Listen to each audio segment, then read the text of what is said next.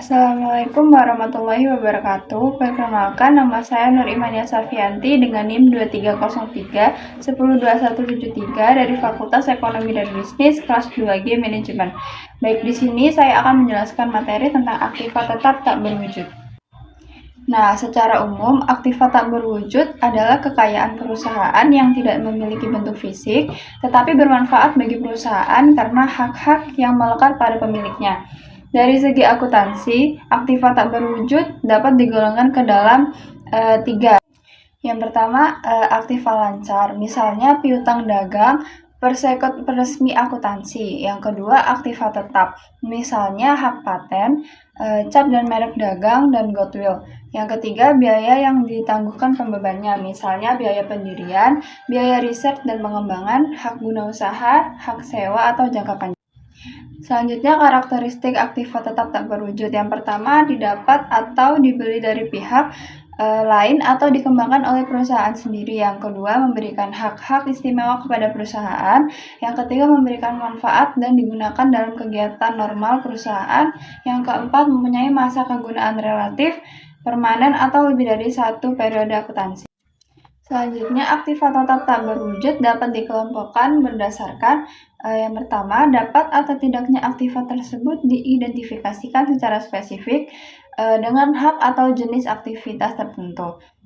Yang pertama, yang dapat diidentifikasikan yaitu hak paten dan hak cipta. Lalu yang tidak dapat diidentifikasi yaitu goodwill. Yang kedua, cara bagaimana aktiva tersebut didapat. Dari pembelian, yaitu hak paten dan hak cipta. Dari riset dan pengembangan, yaitu resep atau formula rahasia. Yang ketiga, masa kegunaan.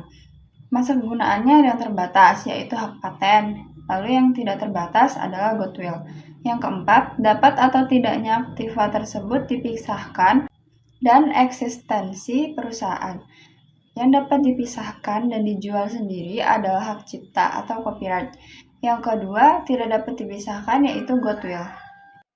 Selanjutnya, aktiva tetap tak berwujud yang dapat diidentifikasikan secara spesifik yaitu hak paten.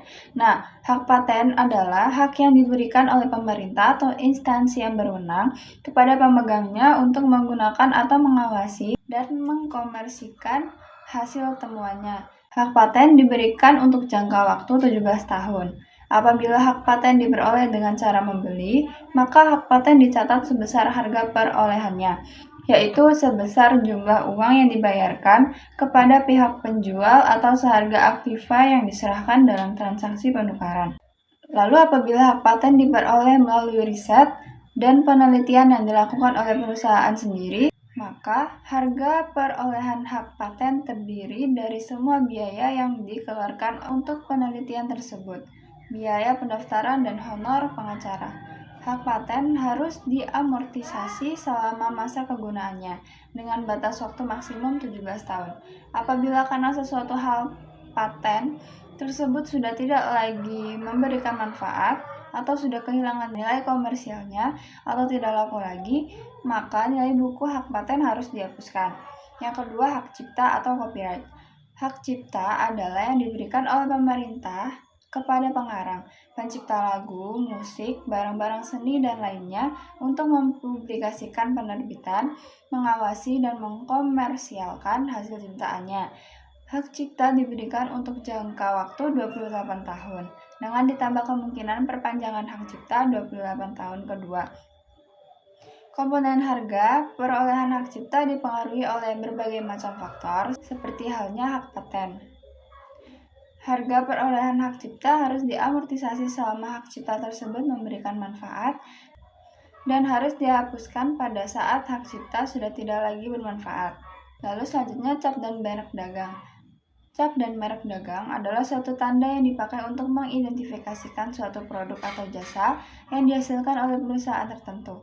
Apabila cap dan merek dagang diperoleh dengan cara membeli, maka harga perolehannya diukur dengan jumlah uang yang dibayarkan, ditambah dengan biaya registrasi dan biaya lain dalam usaha untuk mendapatkan cap dan merek dagang tersebut.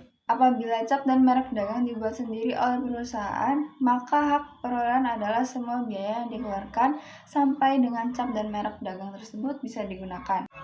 Selanjutnya, aktiva tetap tak berwujud yang tidak dapat diidentifikasikan secara spesifik, yaitu goodwill. Karena goodwill merupakan contoh dari aktiva tetap tak berwujud yang tidak dapat diidentifikasikan secara spesifik. Dari segi akuntansi, goodwill adalah kemampuan suatu perusahaan untuk menghasilkan laba di atas laba normal dan lain-lain perusahaan yang sejenis atau dalam industri yang sama.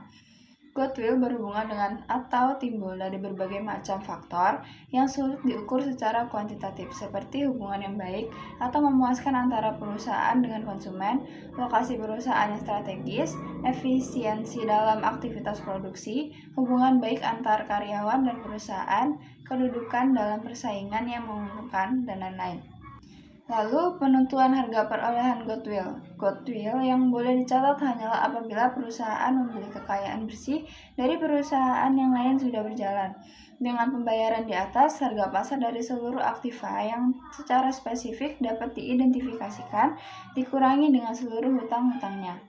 Sehingga dengan demikian, maka harga perolehan goodwill adalah sebesar selisih lebih dari harga yang dibayar untuk perusahaan secara keseluruhan di atas harga pasar kekayaan bersih yang dapat diidentifikasikan di dalam transaksi pembelian atau penggabungan badan usaha.